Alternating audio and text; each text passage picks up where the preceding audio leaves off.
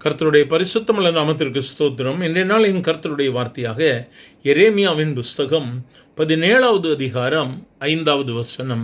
மனுஷன் மேல் நம்பிக்கை வைத்து மாம்சமானதை தன் புயபலமாக்கி கொண்டு கர்த்தரை விட்டு விலகுகிற இருதயமுள்ள மனுஷன் சபிக்கப்பட்டவன் என்று கர்த்தர் சொல்லுகிறார். என கருமையானவர்களே, நம் கர்த்தரை விட்டு விலகவே கூடாது. என்ன சூழ்நிலை வேணாலும் வரலாங்க, என்ன கஷ்டம் வேணாலும் வரலாம். ஆனால் நம்ம அவரை விட்டு விலகுவோமானால் அது நமக்கு நன்மையை நிச்சயமாக கொடுக்காது. வேதம் சொல்லுகிறது, அப்படிப்பட்டவன் சபிக்கப்பட்டவன் என்று சொல்லி வேதம் சொல்லுகிறது. மனுஷன் மேல் நம்பிக்கை, மனுஷன் மேல நம்பிக்கை வைக்காதுங்க. மனுஷனுடைய நாட்கள் புல்லுக்கோப்பாய் இருக்கிறது. மனுஷன் தனக்கு உகந்ததை போதிக்கிறான். தனக்கு நன்மையானதை பெற்றுக்கொள்ள வேண்டும் என்பதற்காக தனக்கு ஏற்ற காரியங்களை போதிக்கிறான். மனுஷன் சொல்றதுக்கு பின்பதாக ஓடவே செய்யாதுங்க. மனுஷன் மேல் நம்பிக்கை வைத்து கொண்டு மாம்சமானதை தன்னுடைய புயபலமாக்கி கொண்டு கர்த்தரை விட்டு விலகுகிறவர்கள் ரொம்ப எச்சரிக்கையா இருக்கணுங்க. மனுஷன் போதிக்கிற வார்த்தை வேதத்தோடு ஒத்திருக்கிறதாம் அல்லது அவன் சுயமாக பேசிக் கொண்டிருக்கிறானா? ஏதோ மனுஷன் பைபிளை பிடிச்சிட்டு சொல்றதெல்லாம் அவன் சொல்ற வார்த்தையை நான் நம்புவேன்னு சொல்லி மனுஷனை பின்பற்றுவாயானால் அது உனக்கு கண்ணியாக இருக்கும். நீ வேதத்தை பின்பற்று. போதனை அவசியம், ஊழியர்கள் அவசியம், நமக்காக ஜெபிக்கிற ஊழியர்கள் நிச்சயம் அவசியம். ஆனா யோசித்து நிதானித்து பின்பற்ற பாருங்க.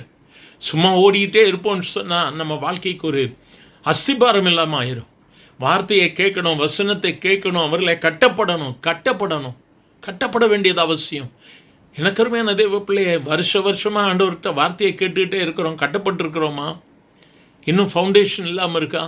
அதனால தான் நம்ம அலக்களிக்கப்படுறோம். ஆனால் ஆண்டவர் சொல்றார், நீ அப்படி இல்லை, நீ கர்த்தரை சார்ந்திரு. கர்த்தர் மேல் நம்பிக்கை வைத்து கர்த்தரை தன் நம்பிக்கையாக கொண்டிருக்கிற மனுஷன் பாக்கியவான்.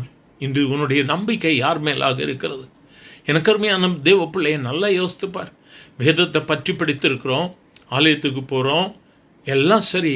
ஆனால் உன்னுடைய நம்பிக்கை ஆண்டவர் மேலே தான் நம்பிக்கை.